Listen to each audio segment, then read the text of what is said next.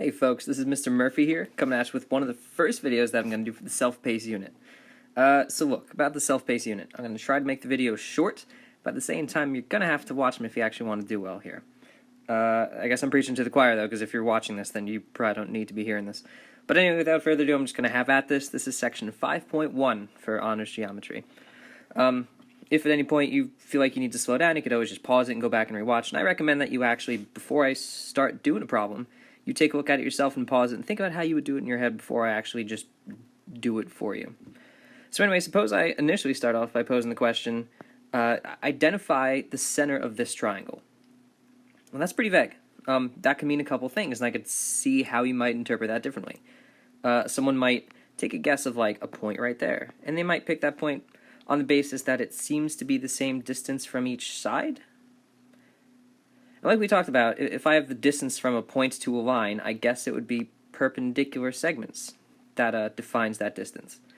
So maybe someone would do it based on that. Maybe someone would pick a point that's more, I don't know, in this region, because they might interpret it to mean that it's equidistant, which is a word that means literally equal distance, from not the sides, but maybe the vertices.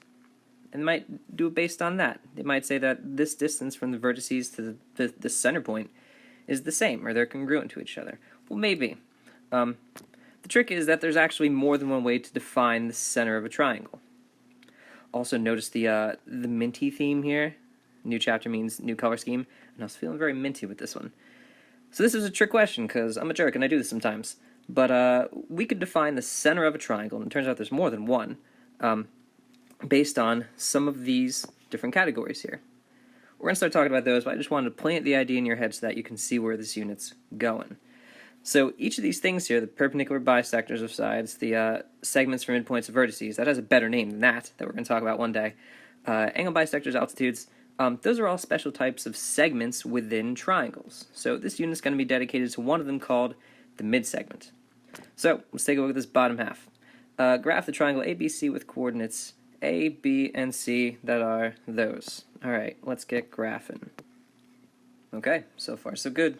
We have A, which is the origin, B, which is 8, 0, and C, which is 0, 8.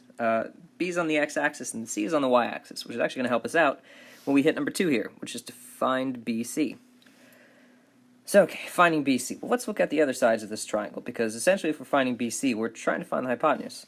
I don't need to use the distance formula if I'm trying to find the length of AC and the length of AB, because they're vertical and horizontal lines respectively, which means we just count from the origin to B is 8 units, from the origin to C is 6 units. That's awesome. But if we actually did use the distance formula, it would get you the same thing, which is fine.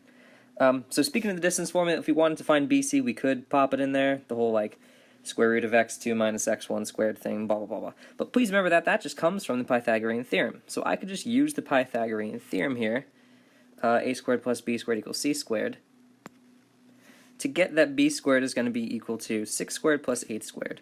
Well, that's 36 plus 64, which is 100.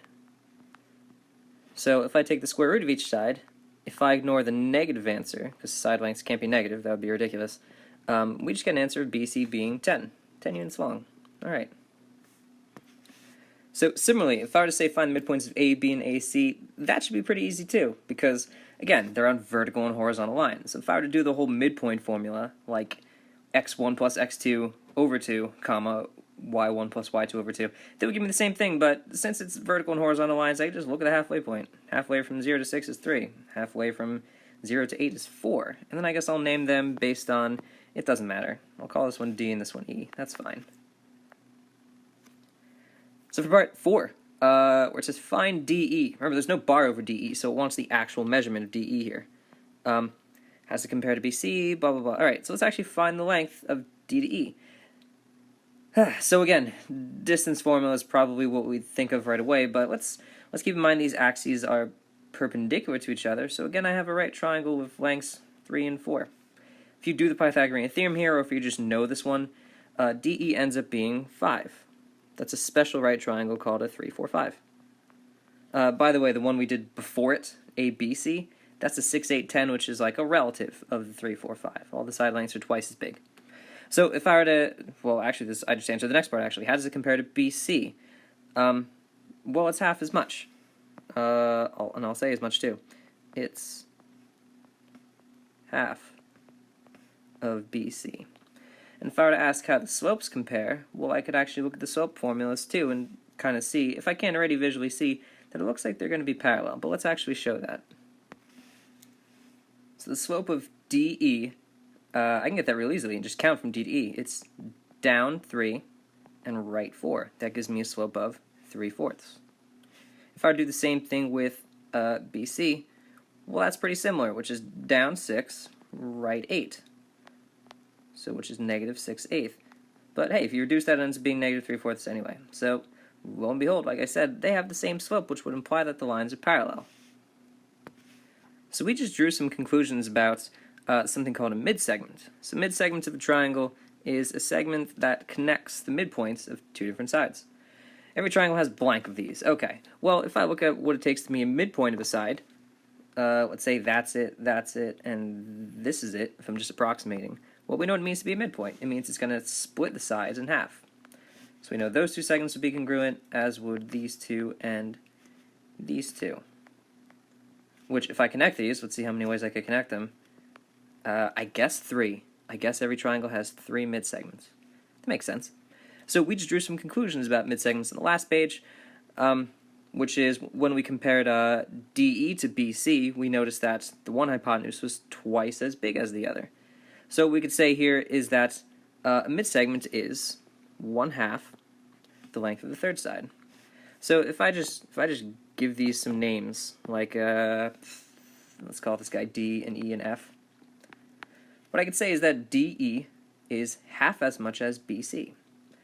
So if BC were like 20, for example, then I guess that would make DE equal to 10. Because we showed it for a very specific version on the last page. This is sloppy, let me fix this. We showed for a very specific version of a midsegment on the last page, but it's going to be the case that every midsegment is half the length of the third side, which is the one that's opposite it. And we also showed this too. We showed that it's also parallel to that third side.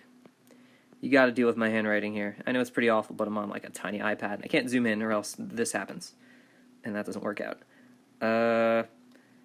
So here's the things to know, which is that the midsegment theorem says that every midsegment is half the length of the third side, and it's parallel to that third side as well.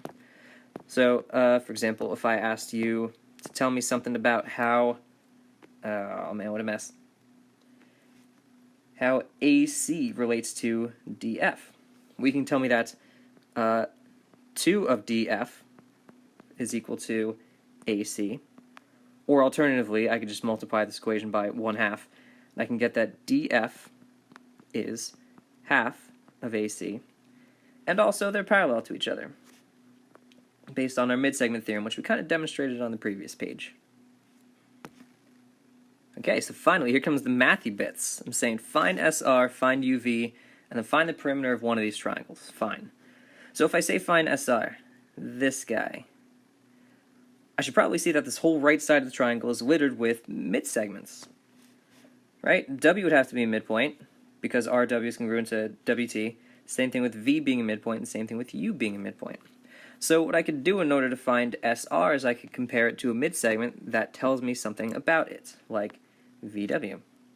VW is the opposite midsegment, the one that doesn't intersect it, so we know 2 things about it.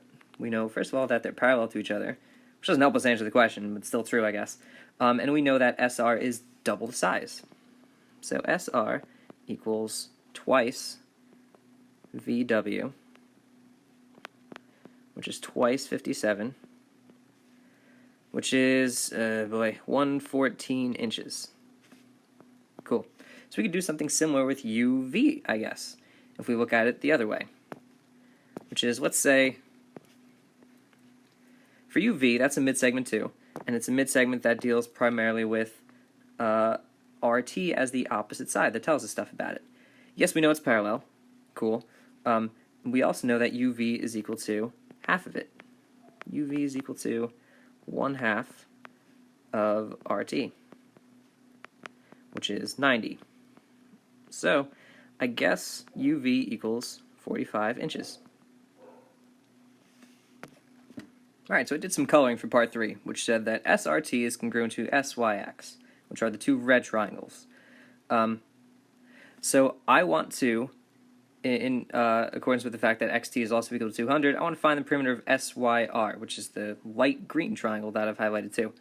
So I can do this by first of all saying, alright, so to find the perimeter, I have to find all the side lengths and then add them up.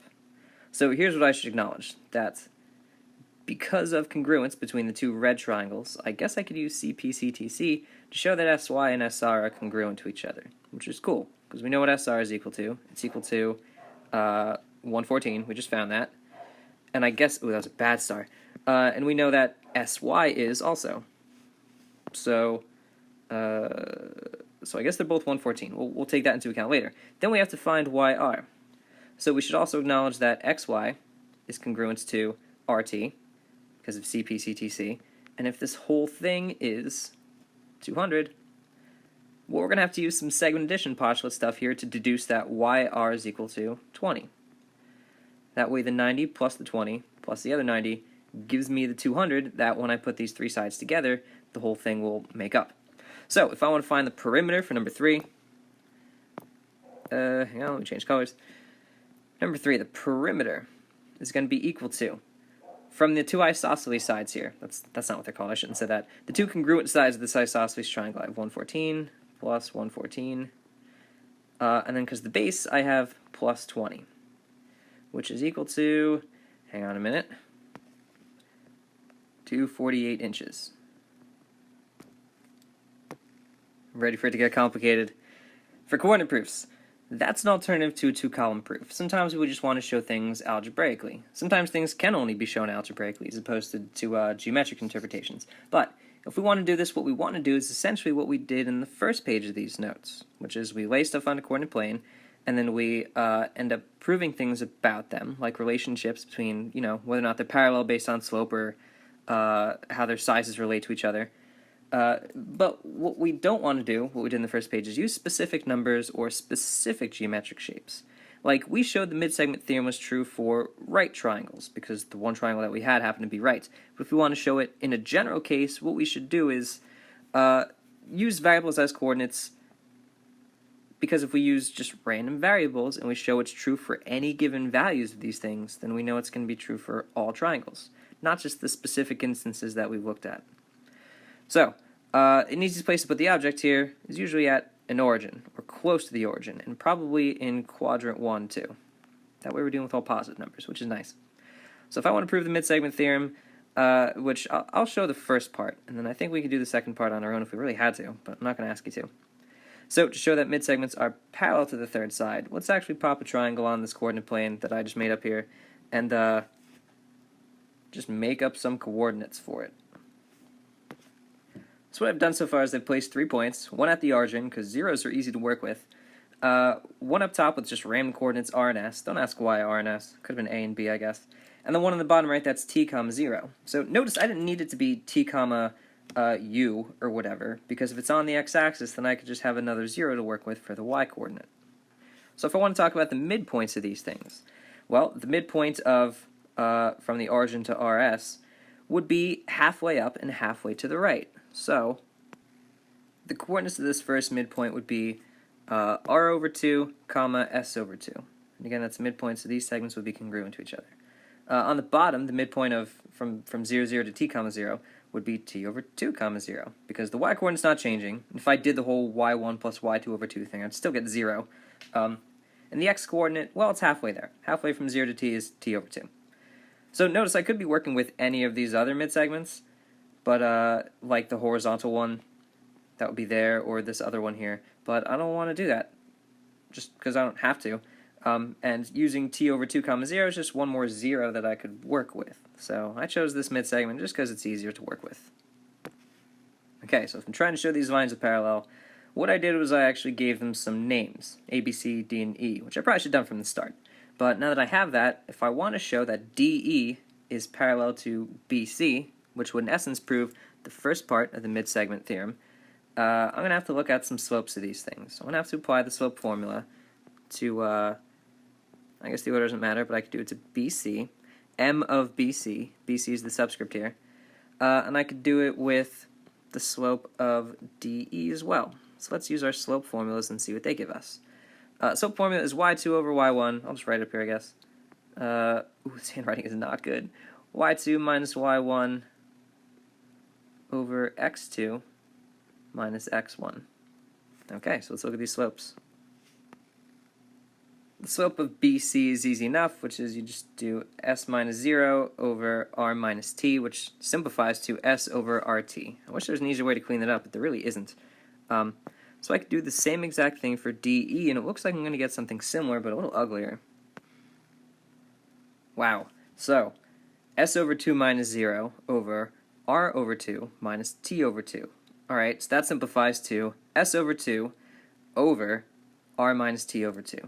Wow, that's ugly, but still kind of familiar. What we should notice is that the numerator and denominator here, of the whole big thing, both have denominators of 2. So what I could do is multiply the top and the bottom here by 2, which would essentially cross out these two denominators and give me just s over r minus t. So again, you might be thinking, like, that kind of looks ugly, how could that be the end of the problem? But we've done what we had to do, which is we showed that these slopes are the same.